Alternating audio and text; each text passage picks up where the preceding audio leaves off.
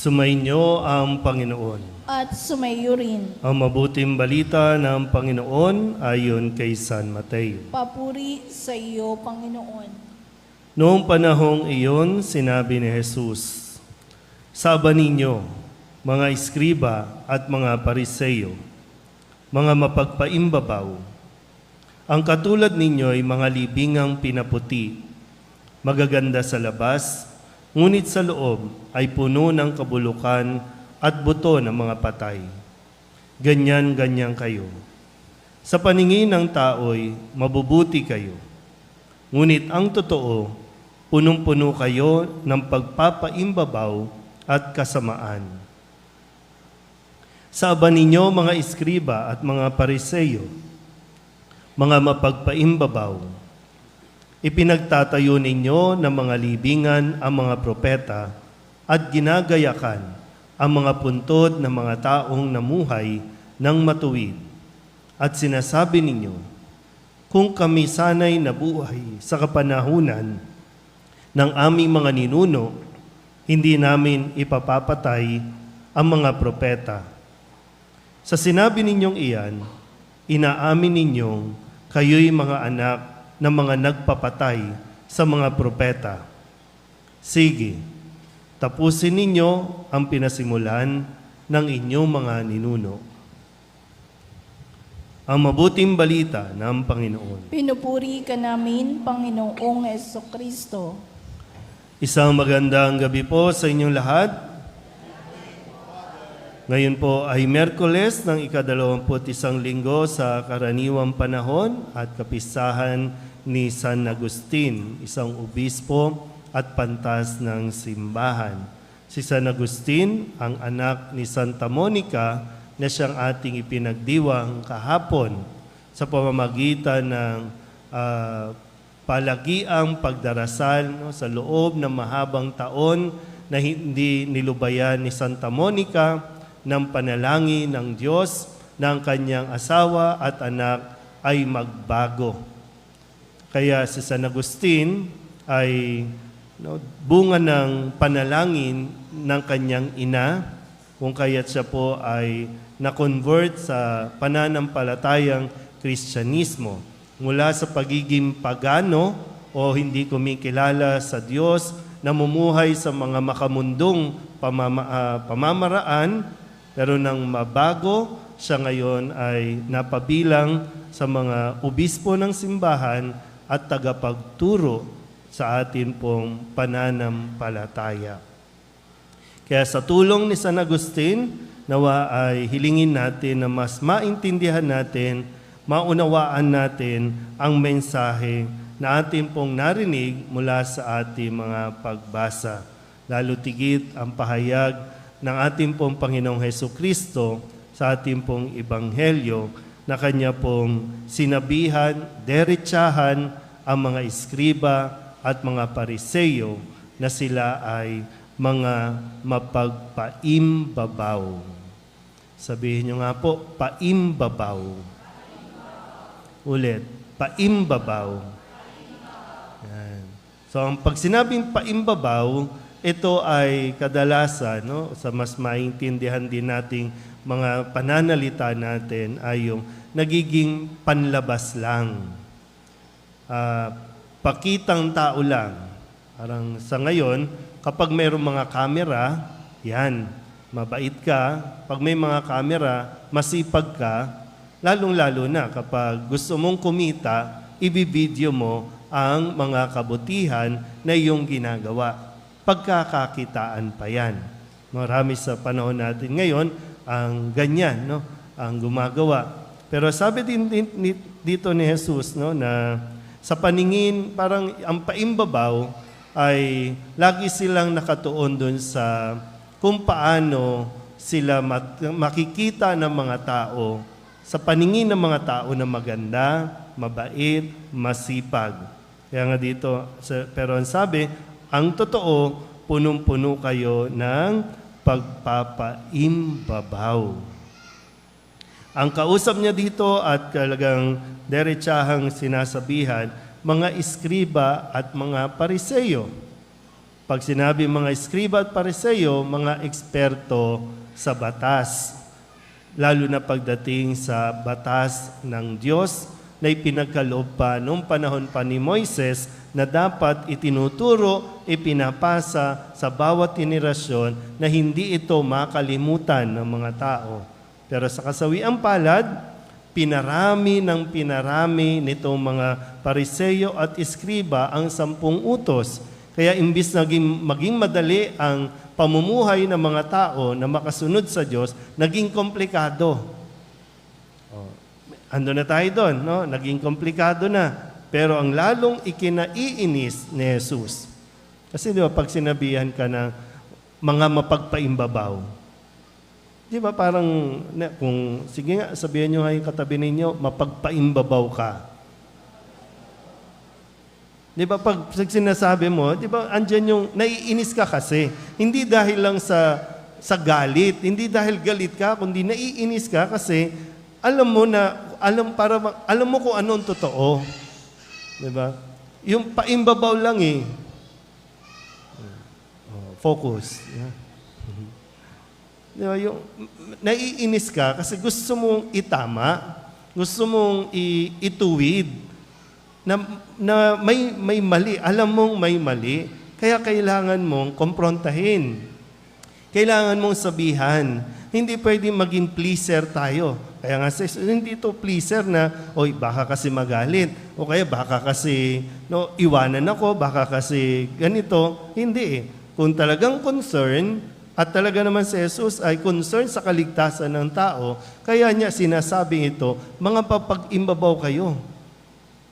Kung talagang concern ka, ang sasabihin mo kung ano ang dapat na marinig ng tao at hindi yung kung ano ang ikatutuwa lang niya na maririnig mula sa iyo. Sabihin niyo nga ulit sa katabi ninyo, huwag kang pleaser.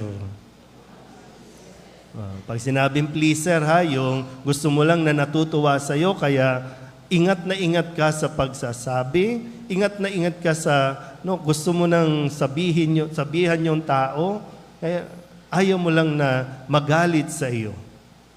Pero hindi ka talaga concerned. Kasi mapapahamak ang taong yan dahil din sa iyo. Ulitin ko po, hindi lang ito basta sinasabi ni Jesus sa eskriba at pariseyo dahil galit siya, kundi nawa makinig sila at maituwid pa ang kanilang mga maling ginagawa. Biruin mo, mabigat yung sinabi niya na kung paano hinahalin tulad itong mga eskriba at pariseyo. Para kayong mga nicho, mga libingan. Nakakita na ba kayo ng mga nicho? Mga libingan? Lalo na, malapit na mag-November, pipinturahan nyo na naman yung mga nicho, Sabi, magaganda sa panlabas, pero ang loob, punong-puno ng kabulukan. O kaya naman mga buto ng kalansay. Sabi niya, ganyan na ganyan kayo. Kasi sila yung mga inaasahan kasi. Sila yung mga, sabihin natin sa termino, mga taong simbahan kayo eh. Mga tagapamahala kayo ng templo. Mga tagapagturo kayo ng batas. Pero bakit ganyan ang nangyayari? Sa atin, ngayon, sa panahon natin ngayon, nandito tayo, mga deboto ng Nazareno. So, hindi lang tayo basta sa pangalan magiging deboto. Kaya nga kailangan natin suriin din ang ating mga sarili na kamusta ba ako? Nagiging pakitang tao lang ba ang aking ginagawang pasanan, pagproposisyon? Pagandahan lang ba tayo ng mga karosa, ng kung ano man pinaglalagyan ng Nazareno? Pero kamusta yung sa loob? Kasi sa labas po pwedeng, ay, napaka-deboto naman yan. Sa labas, ay, napakasipag niya. Talagang matindi ang debosyon niya kasi nakapaapa yan pag nagproposisyon. Pero kamusta bilang ama? Kamusta ang pagiging bilang ina? Bilang anak, kamusta? Yung bang pagtapos nito at wala nang mga tao sa paligid, wala nang nagpipicture, kamusta yung ating pagganap sa ating mga responsibilidad? lahat tayo, mga naglilingkod sa simbahan, sa atin na lang muna. Kasi wala tayong karapatan para husgahan ng ibang tao sa labas na mga plastikan itong mga ito. Maiinis ka lang kapag pinakikinggan mo ang mga budget hearing, ang gaganda ng mga damit, ang gaganda ng suot. Pero sa atin na muna, tayong mga taong simbahan, kamusta ba tayo?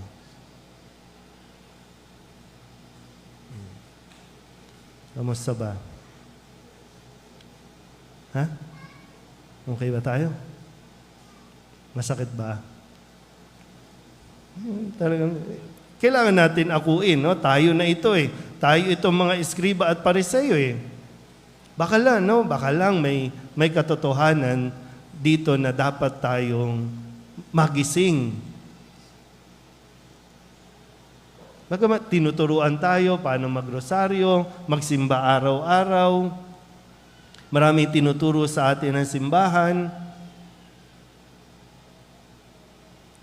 Nakabelo pa. Tignan mo, ang babait pag nakabelo, di ba? Mga banal, di ba? Talagang, wow.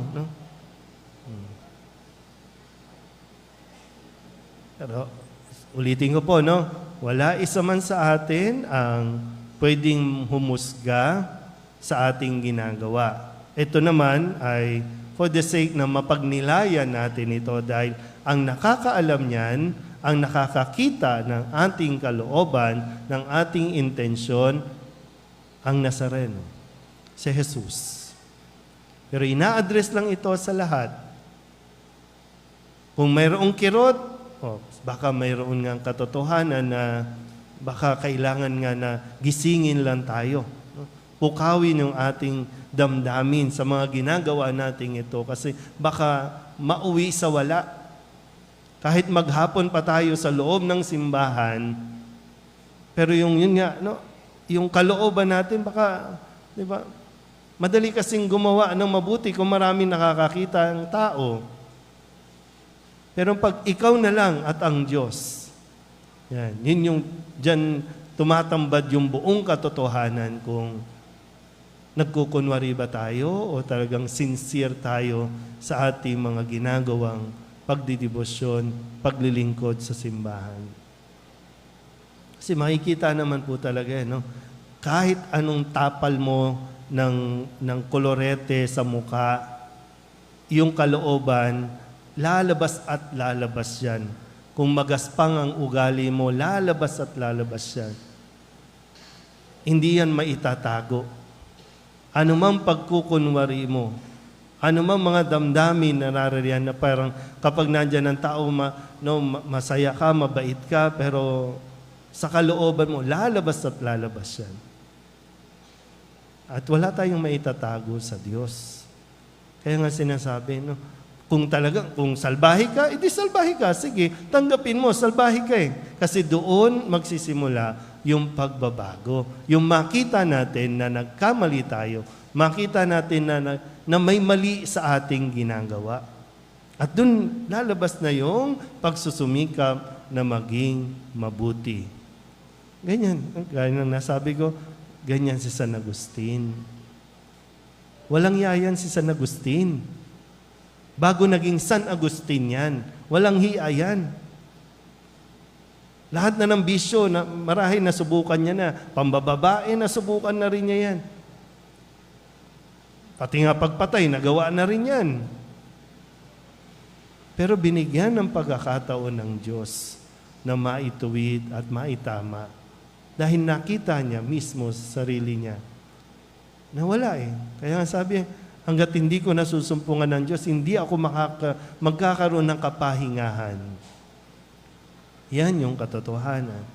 So simulan natin, tanggapin natin.